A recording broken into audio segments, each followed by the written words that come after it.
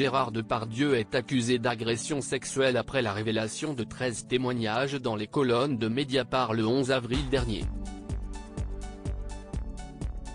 Dans la tourmente, il peut malgré tout compter sur le soutien de quelques pairs comme ils l'ont fait savoir dans Le Parisien. Ce sont des révélations qui ont fait l'effet d'une bombe.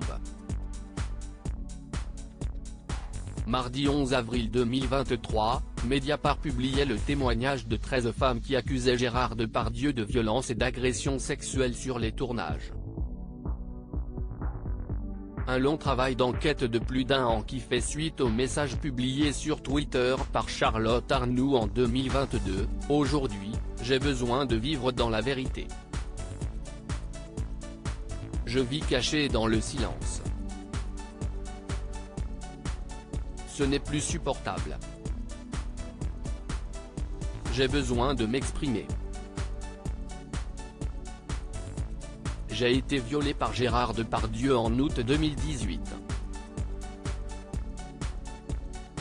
Cela fait 1 an qu'il est mis en examen. Il travaille pendant que je passe mon temps à survivre. Cette vie m'échappe depuis 3 ans et j'ai envie de vivre sans me renier. Cette prise de parole risque d'être une secousse immense dans ma vie, je n'y gagne strictement rien si ce n'est l'espoir de récupérer mon intégrité. J'aurais peut-être dû attendre. Passer par un média. Faire ça dans l'ordre. Faire ça bien. Mais continuer à me taire, c'est m'enterrer vivante. Des faits qu'il ne cesse de nier. Et malgré la tourmente médiatique, Gérard Depardieu peut compter sur le soutien de ses pairs. La présomption d'innocence est fondamentale dans les médias, ils sont nombreux à continuer à le soutenir malgré tout. Nos confrères du Parisien ont révélé, ce vendredi 21 avril 2023, le témoignage de plusieurs réalisateurs qui défendent coûte que coûte l'acteur malgré la tourmente. Si est le cas notamment de Patrice Lecomte qui assure « Je n'ai constaté aucun manquement ni dérapage pendant le tournage de la part de Gérard Depardieu, avec qui je rêve de travailler à nouveau, bientôt j'espère, parce qu'il est un immense acteur. » Même son de cloche pour José Dayan, je travaillerais avec Gérard Depardieu demain si j'avais un rôle pour lui.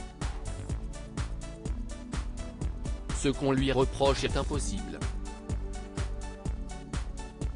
C'est un personnage rabelaisien, hors norme, un géant. Il est extrêmement provocateur, mais aussi extrêmement pudique et incapable de violer des femmes.